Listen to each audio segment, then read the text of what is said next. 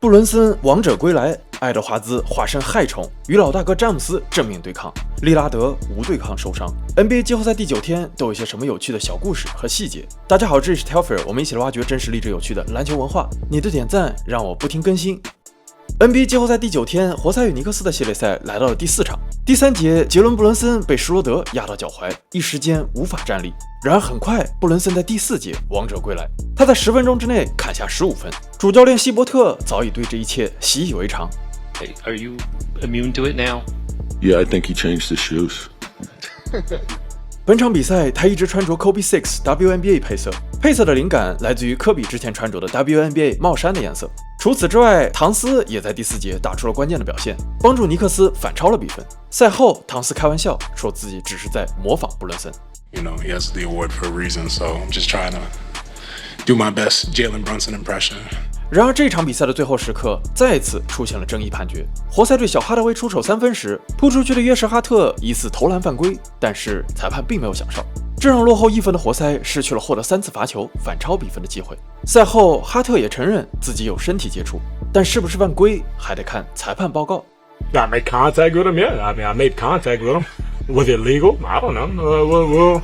We'll let the the 2-minute report say that. 没过多久，新鲜出炉的裁判报告指出，这球的确是一个防守犯规。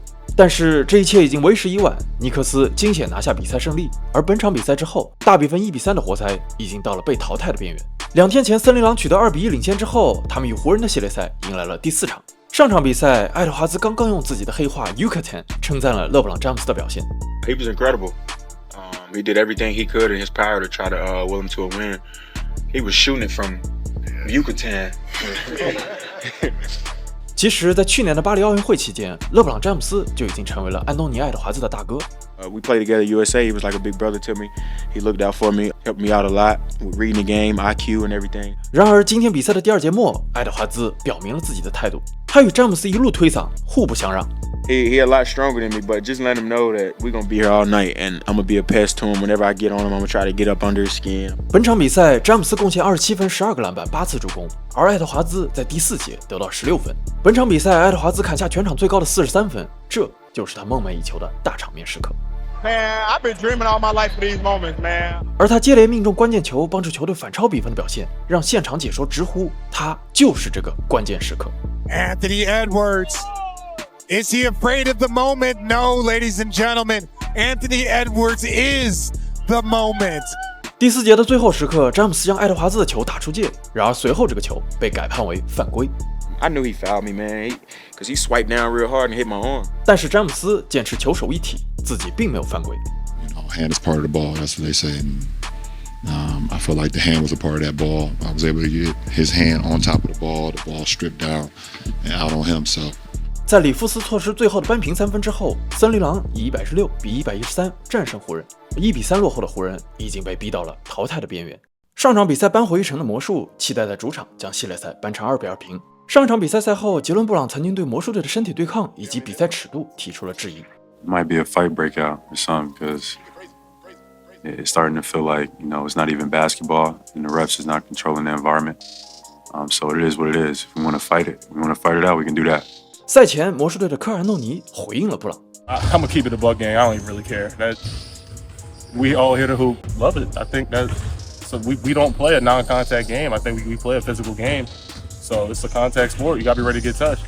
这里安东尼所说的 "I'm gonna keep it a buck" 是一句黑人俚语，相当于 "To be honest"， 老实说。本场比赛，塔图姆和班凯罗的杜克师兄弟仍然是球场上最耀眼的明星。班凯罗砍下31分7个篮板，年仅22岁的他已经连续7场在季后赛得到25分以上，超越勒布朗詹姆斯，追平科比与贾巴尔保持的连续7场的纪录。而作为学长的塔图姆，全场砍下37分14个篮板，带领凯尔特人最终取得胜利。大比分1比3落后的魔术，距离淘汰只差1场失利。密尔沃基雄鹿也刚刚在上一场比赛止住颓势，他们也希望能在主场将系列赛的总比分扳平。然而第1节进行到一半，刚刚复出2场的达米恩·利拉德在无对抗的情况下受伤。NBA 名记 Chris Haynes 报道，根据消息源，雄鹿担心利拉德遭遇的伤病可能是跟腱撕裂。雄鹿主教练道格里夫斯也表达了自己的担忧，利拉德的情况并不乐观。Just being honest, it's not very promising. Blood clot, followed by this. it's just tough. 而在此前的比赛中一直和利拉德斗嘴的对手哈利伯顿，首先为利拉德送上了自己的祝福。Before y'all ask any questions, I want to send my thoughts and prayers to Dame. What you see between us is competing, and you hate to see that happen, especially to a guy who's went through a lot, and he's given it his all to come out here and play after a scary health issue. So it's well documented. The love I had for that guy, and so hate to see that happen to anybody, and wish him the best moving forward. 尽管有种种猜测，利拉德最终的伤势情况还是要等到明天的检查结果。而利拉德的伤退也让雄鹿以103比129大比分输掉比赛。本场比赛之后，1比3落后的雄鹿也来到了淘汰的边缘。在之后的季后赛还会发生什么？还会有什么样更有意思的小故事？就让我们拭目以待。